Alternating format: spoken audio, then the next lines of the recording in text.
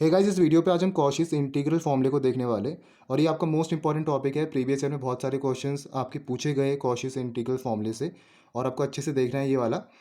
तो इसमें इसका प्रूफ हम देखेंगे। क्या कहती है आपकी ये थ्योरम कि let F of Z be an analytic function. F of Z आपके पास कोई एक एनालिटिक फंक्शन है in a simply connected domain D enclosed by a Jordan curve C and let F of Z be continuous on C. इसका मतलब क्या है कि आपके पास एक रेक्टिफाइबल जॉर्डन कर्व है सी। ये आपके पास एक कर्व है रेक्टिफाइबल जॉर्डन कर्व सी। इसके अंदर आपका एक और कर्व है, ये वाला कर्व, जिसे हमने बोला है कि आपका ये डोमेन डी है, और ये डोमेन डी को कंटेन करा है इस जॉर्डन कर्व सी ने। और इसमें कहा है कि एफ ऑफ जेड आपका एनालिटिक फंक्शन है और एफ ऑफ जेड आपका कंटिन्यूस है इस सी पे। ये चीज़ आपसे कही गई है। तो अगर ऐसा है then F of Z not equals to 1/2 pi integration of this closed curve C, Jordan curve C, f of z upon z minus z not into D Z. तो ये चीज़ हमें यहाँ पर प्रूफ करनी है। हमारे पास दो कर्व दे रखे हैं। बाहर वाला आपके पास जॉर्डन कर्व है, इसके अंदर आपके पास एक और कर्व है डोमेन डी, उसमें आपका जो एफ ऑफ जेड है वो एनालिटिक है, और बोला है कि एफ ऑफ जेड आपका इस वाले सी वाले कर्व में कंटिन्यूस है। तो अगर ऐसा है तो ये चीज़ हम यहाँ पर प्रूफ करेंगे। इस थ्योरम को प्रूफ करने से पहले हमारे पास दो और इम्पॉर्टेंट थ्योरम्स है जो आपके कॉशीस इंटीग्रल फॉर्मूले में यूज़ होगी। वो आती है आपकी कॉशीस ग्रॉसेट थ्योरम, और एक और थ्योरम है जो अभी हम देखेंगे। तो इसका जो आपका रिलेशन होता है वो आपको पता होना चाहिए, क्योंकि वो डायरेक्टली आपका यूज़ होगा कॉशीस इंटीग्रल फॉर्मूले पे। तो सबसे पहला है आपका कॉशीस की ग्रॉसेट थ्योरम। कॉशीस ग्रॉसेट थ्योरम क्या कहती है कि let D be a doubly connected region bounded by two simply closed curves C1 and C2। D आपके पास एक डबली कनेक्टेड रीजन है जो आपके दो सिंपली क्लोज्ड कर्व्स C1 और C2 से बाउंडेड है, such that C2 is contained in C1। मतलब कि आपके पास C1 एक कर्व है और C2 आपका दूसरा कर्व है, और C2 आपका C1 के अंदर कंटेन किया है। C2 आपका C1 के अंदर है, ठीक है। And F of Z is analytic in the region between these curve and continuous on C1। और जो आपका एफ ऑफ जेड फंक्शन है वो आपका एनालिटिक फंक्शन है इन दोनों रीजन के बीच में, और C1 में वो कंटिन्यूस है। तो अगर आपका ऐसा है तो हम कैसे लिख सकते हैं इन दोनों कर्व्स को? Integration in this C1 curve, closed curve जो आपका आउटर कर्व है, F of Z D Z किसके इक्वल है? Integration C2 F of Z D Z की। मतलब दोनों आपके यहाँ पर इक्वल है। इसका integration F of Z D Z किसके इक्वल है? इसका integration F of Z D Z की। और बहुत इंपॉर्टेंट थ्योरम है, क्योंकि कॉशीस इंटीग्रल फॉर्म में भी यूज़ होगा, डेरिवेटिव ऑफ एनालिटिक फंक्शंस के थ्योरम से भी आपका ये यूज़ होने वाला है डायरेक्टली। तो ये आपको सीधा आपको पता होना चाहिए ये चीज़ कि integration C1 F of Z D Z बाहर वाला जो है किसके इक्वल है? अंदर वाले कर्व के, जिसको हम ऐसे यहाँ पर लिख सकते हैं। Where both C1 and C2 traversed in the positive sense, that means in anti clockwise direction. और दोनों आपकी एंटी क्लॉकवाइज डायरेक्शन पे पॉजिटिव सेंस में इस तरीके से मूव कर रहे, रिवॉल्व कर रहे। तो एक ये थ्योरम होगी, और दूसरी नीचे आपकी एक और आएगी थ्योरम जो आपकी कॉशीस इंटीग्रल फॉर्मूले में यूज़ होगा। क्या थ्योरम है? If F of Z is continuous at Z not for a given epsilon greater than zero, there exist a delta greater than zero such that F of Z minus F of Z not का modulus is less than epsilon for all Z satisfying the inequality Z minus Z not का modulus less than delta. अगर आपका F of Z कोई continuous function है Z not पे for a given epsilon greater than zero के लिए, तो उसके लिए आपका डेल्टा एग्जिस्ट करेगा जो जीरो से ग्रेटर होगा, such that F of Z minus F of Z not का modulus is less than epsilon for all Z minus Z not का मॉड्यूलस लेस देन डेल्टा। तो इसको हम यूज़ करेंगे कॉशीस इंटीग्रल फॉर्मूले के प्रूफ में। वहाँ पर आपको पता चलेगा किस तरीके से आपको ये करना है, ठीक है। अब इसका यहाँ पर हम प्रूफ देखते हैं। हमारे पास है क्या? यहाँ पर दो कर्व्स है। सबसे पहले मान लेते हैं कि आपका आउटर कर्व है ये वाला, जो आपका एंटी क्लॉकवाइज सेंस पे ऐसा मूव कर रहा है, और इसका जो आपका ये डोमेन है, पूरा ये रीजन है, इसको हम सी से डिनोट करते। और अंदर इसके आपका एक और है जिसे मैं यहाँ पर एक सर्कल के फॉर्म पे कंसीडर कर रहा हूँ, ठीक है। और ये आपका गामा है यहाँ पर। क्लियर हो गया? तो इसका जो सेंटर हो गया एफ एक्स वो आपका जेड नॉट हो गया, और जो आपका रेडियस हो गया इसका वो क्या होगा आपका? मान लेते कि रो है। रेडियस आर भी मान सकते हो, मैंने रो मान लिया। और ये भी आपका एंटी क्लॉकवाइज सेंस में ही रिवॉल्व कर रहा है। और आपके इस सेंटर से जो इस सी की डिस्टेंस है आउटर रीजन की वो स्मॉल डी है, और अंदर वाला जो सेंटर का रेडियस है वो आपका रो है। ठीक है, तो सर्कल के जो आपकी डेफिनेशन होती है कॉम्प्लेक्स वेरिएबल्स के लिए, कॉम्प्लेक्स नंबर के लिए, तो उसके लिए आपकी इक्वेशन क्या होती है, z माइनस जेड नॉट का मॉड्यूलस किसके इक्वल होता है, रेडियस के। रेडियस क्या है यहाँ पर, रो। ये आपके सर्कल की इक्वेशन होती है कॉम्प्लेक्स फॉर्म पे, ये हमें पता है, where rho is less than D. Clear हो गया। अब ये वाला जो आपके पास फंक्शन है, ये पूरा फंक्शन, इसको मान लेता हूँ कि मैं आपका ये फाई ऑफ जेड है। ये फंक्शन तो एफ ऑफ जेड है, ये पूरा फंक्शन मान लेते हैं कि आपका फाई ऑफ जेड है, और किसके इक्वल है, F of Z upon Z minus Z not. आप प्रॉपर तरीके से लिख लेना कि let the circle gamma defined by the equation Z minus Z not modulus equals to rho where rho is less than D, then phi of Z equals to F of Z upon Z minus Z not. जो ये पूरा function है, ये क्या आपके पास, ये analytic है, ये एनालिटिक है आपके इन दोनों रीजन पे, इन दोनों डबली कनेक्टेड रीजन पे ये आपका एनालिटिक है। ठीक है, तो अगर आपका ये फंक्शन एनालिटिक है तो इसको मैं कैसे लिख सकता हूँ by Cauchy Goursat theorem, integration C phi of Z D Z, मतलब ये वाले बाहर वाले कर्व का integration phi of Z D Z किसके इक्वल होगा, अंदर वाले कर्व के इंटीग्रेशन के, मतलब gamma phi of Z D Z. समझ में आ रहा, दोनों डिफरेंट डिफरेंट आपके कर्व्स है, ये आपका बाहर वाला कर्व हो गया और ये वाला आपका अंदर वाला कर्व हो गया, गामा वाला। सिंपली कुछ नहीं करा हमने कॉशीस-ग्रॉसेट थ्योरम का यूज़ करा, ये वाली थ्योरम को हमने यूज़ करा डायरेक्टली। इसमें हमारे पास C1 और C2 कर्व थे, C1 आपका ये था, C2 आपका ये था। यहाँ पर क्या है, दो कर्व्स है, C आपका ये वाला है और गामा वाला आपका ये वाला है। ठीक है, तो वो हमने यहाँ पर डायरेक्टली लिखा हुआ है। ठीक है, तो अगर इसको हम ऐसे लिख सकते हैं, तो अगर मुझे एफ ऑफ जेड के फॉर्म पे लिखना है, मतलब जो हमें हमारे पास यहाँ पर प्रूफ करना है उसके फॉर्म पे लिखना है, तो मैं कैसे लिख सकता हूँ, 1 अपॉन क्या चीज़ है, 2 pi iota integration C F of Z Z minus Z not D Z equals to 1 upon 2 pi iota integration C integration gamma F of Z upon Z minus Z not D Z. ठीक है, ये आपका gamma है। तो हमने कुछ नहीं करा, सिंपल हमने करा क्या, यहाँ पर हमने यहाँ पर ये जो आपके पास फंक्शन था फाई ऑफ जेड, ये आपका एनालिटिक फंक्शन था, तो हमने पूरा यहाँ पर ये उठाया जो हमें यहाँ पर प्रूफ करना है और उसको हमने यहाँ पर पुट कर दिया, और ये वाला आपका सी वाला रीजन है और ये वाला आपका गामा वाला रीजन है, बाकी सब चीज़ आपकी यहाँ पर सेम है। अब इसको मान लेते हैं कि ये आपका इक्वेशन क्या है, ये मान लो कि आपकी यहाँ पर इक्वेशन फर्स्ट है। ठीक है, तो इसको हमने इक्वेशन फर्स्ट मान लिया।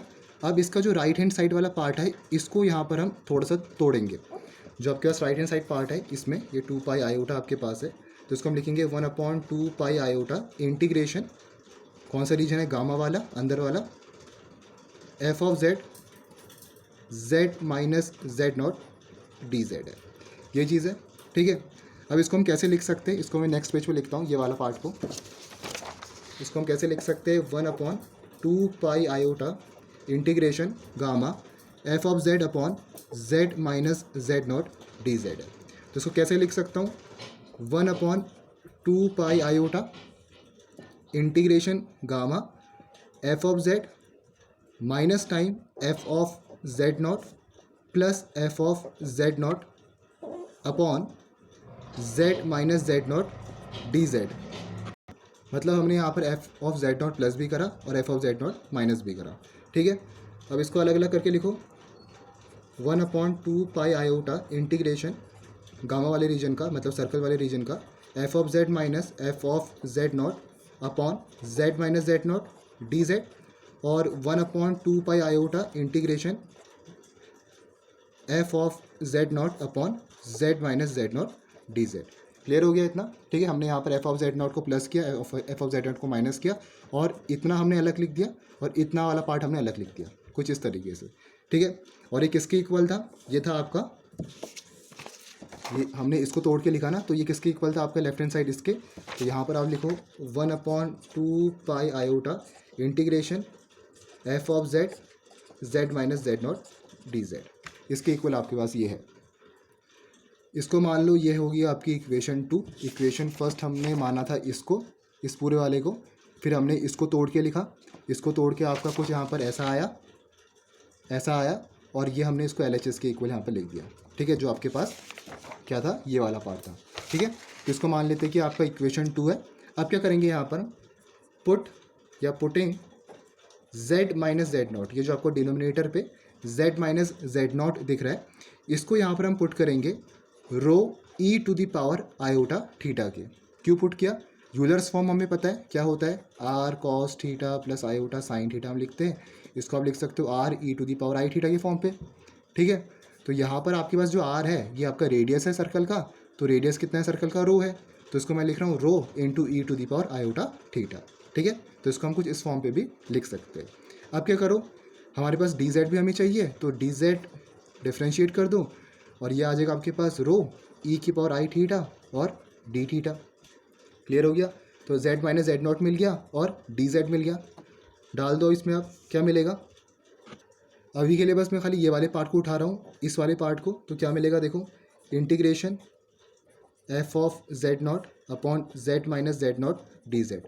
मतलब अभी मैं खाली जेड माइनस जेड नॉट और डी जेड की वैल्यू इसमें पुट कर रहा हूँ। ठीक है, बाकी मैं ऐसे ही छोड़ रहा हूँ, तो इसको मैंने यहाँ पर अलग से लिख दिया इतने वाले पार्ट को। अब यहाँ पर आपके पास क्या है, एफ ऑफ जेड नॉट बाहर से वो आएगा 0 से 2 पाई, पूरा सर्कल है। ठीक है, और यहाँ पर आपके पास डी जेड कितना है, रो ई की power I theta D theta, और जेड माइनस जेड नॉट कितना है, ये आपके पास है रो ई की पावर आई थीटा आ गया। ठीक है, तो F of Z not integration 0 से 2 पाई, ये पूरा कैंसिल आउट हो गया, डी थीटा बचा, और ये क्या आएगा आपके पास थीटा, और एफ ऑफ जेड नॉट, इसमें आपके साथ में आयोटा भी है, ये आपके पास यहाँ पर P iota P into E to the power iota theta है, क्योंकि जब यहाँ पर आप इसको डिफ्रेंशिएट करोगे तो साथ में आपका आयोटा भी आएगा यहाँ पर, तो यहाँ पर आपके पास iota P E to the power iota theta रहेगा। तो यहाँ पर आपका ये कैंसिल आउट हो गया, आयोटा यहाँ बचा, और F of Z not iota आपका ऐसे ही रहा, और ये आपका आ गया थीटा, और लिमिट पुट करोगे तो ये आएगा 2 pi iota F of Z not. ठीक है, तो ये चीज़ आपकी यहाँ से बन गई। इसका मतलब क्या है कि आपके इस वाले पार्ट का जो आंसर आया, इतने वाले पार्ट का, वो क्या आया, F of Z not into I into 2 पाई। अब क्या करो आप, पुटिंग दिस इन इक्वेशन 2, इसको हम इक्वेशन 2 पे पुट करेंगे तो क्या मिलेगा आपको? देखो लेफ्ट हैंड साइड तो आपके ऐसे ही है ये चीज़, तो 1/2 pi iota integration F of Z D Z upon Z minus Z not किसके इक्वल है, 1/2 pi iota integration F of Z minus F of Z not upon Z minus Z not D Z. और आपके पास यहाँ पर 1/2 pi iota already है, और यहाँ पर क्या मिला आपको, F of Z not into 2 pi iota, तो 2 पाई आयोटा और 2 पाई आयोटा से आपका कैंसिल आउट हो गया, बचा गया खाली आपका एफ ऑफ जेड नॉट। ठीक है, हमने ये पूरा निकाला है ये चीज़, तो इसमें आपको 2 पाई आयोटा और 2 पाई आयोटा कैंसिल आउट मिलेगा कि आपको यहाँ पर plus F of Z not. ठीक है, अब क्या करो, एफ ऑफ जेड नॉट को आप लेफ्ट हैंड साइड ले जाओ, 1/2 pi iota integration F of Z upon Z minus Z not D Z किसकी इक्वल है, sorry minus F of Z not equals to 1 upon, और यह आएगा आपके पास 2 pi iota integration F of Z minus F of Z not और Z minus Z not D Z. Clear हो गया? तो इतना आपको यहाँ पर मिलेगा। तो इसको हम मान लेते हैं कि ये आपका इक्वेशन यहाँ पर 3rd है। ठीक है, अब क्या करेंगे यहाँ पर हम, अब जो आपके पास ये दूसरी थ्योरम में यूज़ करनी है ये वाली, कि F of Z is continuous at Z not for a given epsilon greater then 0, ये यहाँ पर हम थ्योरम यूज़ करेंगे।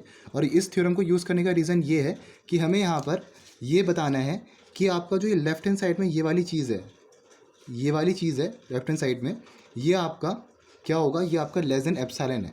ये चीज़ हमें यहाँ पर प्रूफ करना है। इसका जो आपका पूरा मॉड्यूलस है it is less than epsilon, ये हमें यहाँ पर प्रूफ करना है। अगर हमने ये प्रूफ कर दिया तो फ्रॉम कॉशी-ग्रॉसेट थ्योरम हम यहाँ पर इस पूरे पार्ट को 0 के इक्वल इक्वेट कर सकते हैं।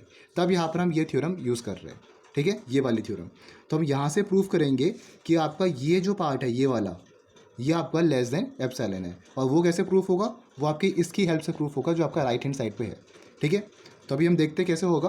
देखो हमने क्या यहाँ पर करेंगे, एफ ऑफ जेड आपके पास क्या है, कंटिन्यूस है। सिंस हम लिखेंगे F of Z is continuous, F of Z is continuous at point Z not for epsilon greater then 0, तो हम लिखेंगे यहाँ पर एफ ऑफ, क्या लिखा है, F of Z minus F of Z not का modulus is less than epsilon, where Z minus Z not का जो मॉड्यूलस है it is less than delta.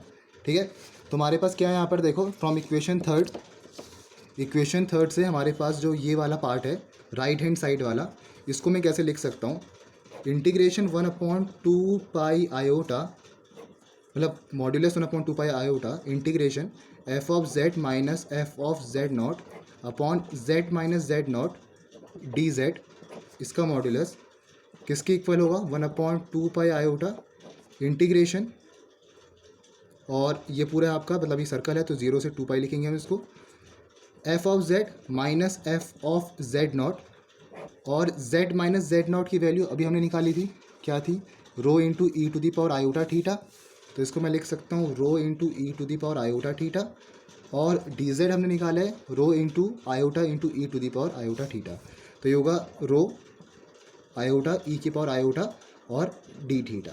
ठीक है, ये चीज़ हमने यहाँ पर पुट करी और नीचे हमने ये चीज़ यहाँ पर पुट करी।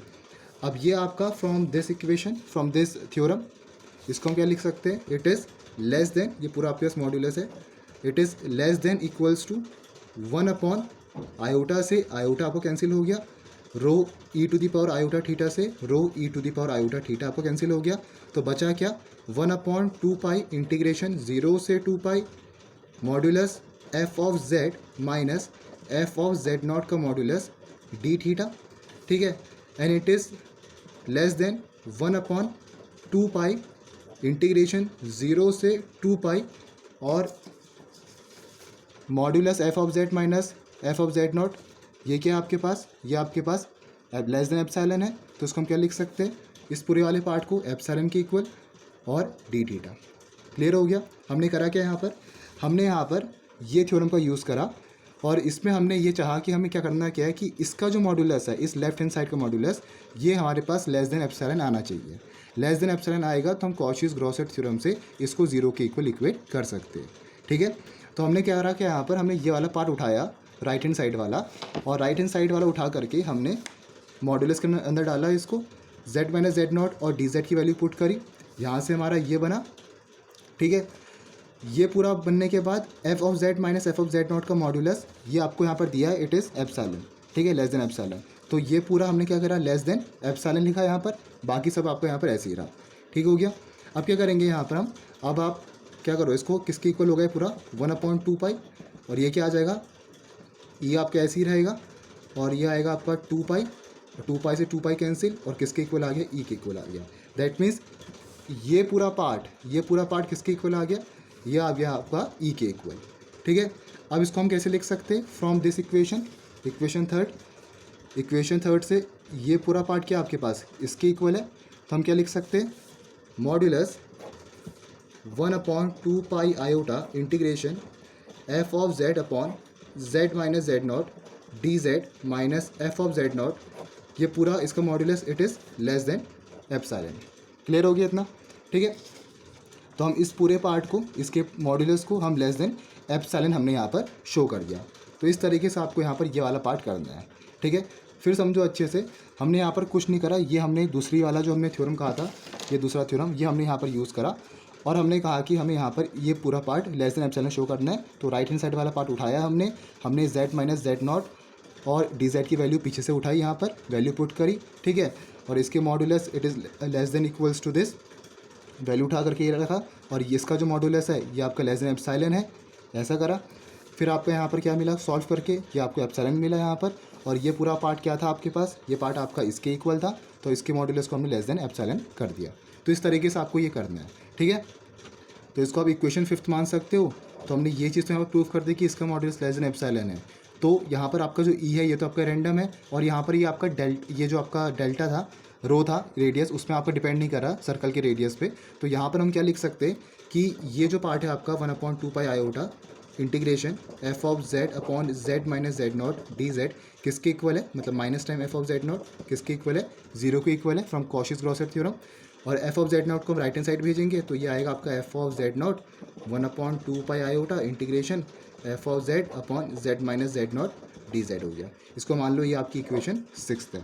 ठीक है, तो फ्रॉम इक्वेशन 6 और आपने जो इक्वेशन 1 बनाई थी यहाँ पर, ये वाली इक्वेशन 6 और इक्वेशन 1 से हम क्या लिख सकते हैं, ये जो आपका ये वाला पार्ट है इसको रिप्लेस करके हम लिख सकते हैं यहाँ पर एफ ऑफ जेड नॉट। तो ये क्या मिलेगा आपको, from equation first and six, ये मिलेगा आपको यहाँ पर F of Z not equals to 1/2 pi iota integration C F of Z upon Z minus Z not D Z. ठीक है, तो ये चीज़ हमने यहाँ पर प्रूफ कर दी है, यही चीज़ हमें यहाँ पर फाइनली प्रूफ करनी थी, ये चीज़ हमें लानी थी कि F of Z not equals to 1/2 pi iota integration of this outer region C F of Z upon Z minus Z not D Z. तो ये चीज़ हमने यहाँ पर प्रूफ करी है। ठीक है, हमने यहाँ पर कंपेयर करा इक्वेशन सिक्स को और जो हमारे पास इक्वेशन क्या थी, फर्स्ट थी, ये वाली इक्वेशन, इसको कंपेयर करा। तो ये पूरा पार्ट ये किसके इक्वल है आपके पास, एफ ऑफ जेड नॉट के इक्वल है। तो हम यहाँ पर लिख सकते हैं F of Z not equals to इसके इक्वल हम यहाँ पर लिख सकते हैं। तो यहाँ पर ये आपका ये आ गया। ठीक है, तो दो आपका मेन थ्योरम यहाँ पर यूज़ हो रखी है, सबसे पहले कॉशीस-ग्रॉसेट थ्योरम और दूसरी में आपका ये यहाँ पर यूज़ हो रखा है, ये वाला, ये चीज़ आपके यहाँ पर यूज़ हो रही है। तो इन दो थ्योरम का यूज़ करके हमने यहाँ पर कॉशीस इंटीग्रल फॉर्मूले को प्रूव कर रखा।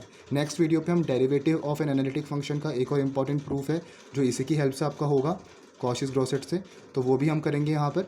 तो मिलते हैं नेक्स्ट वीडियो पे, इसके आप 2-3 बार प्रैक्टिस करना, इजीली आपसे ये हो जाएगा, बहुत सिंपल है यहाँ पर ये। ठीक है, so hope you like this video, मिलेंगे नेक्स्ट वीडियो पे। Thank you for watching this video.